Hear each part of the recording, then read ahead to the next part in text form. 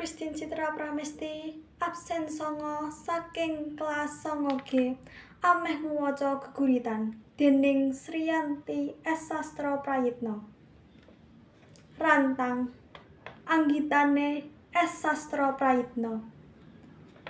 Omah tuwa kang sampun tanpa sabawa, saben sapecak nyimpen catetan.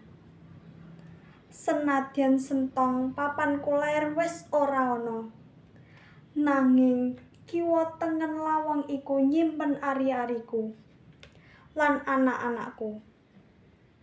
Panyawangku tumancep ing lemari kaca, rantang asulak perak kaya menehi tandha, ngregel rasa ing dada, maneka prastawa dadi ndlidir. Atiku kentir mring wektu-wektu kang wis mungkur. Liwat rantang iku maneka katresnan nate kawetu.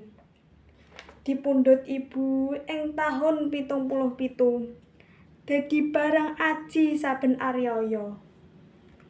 Ngetarake pisungsung mring para pinisepuh, sanadya mung sambel goreng kentang, mihun goreng, tahu bacem, lan krupuk urang. Ora lali ayam goreng utawa semur.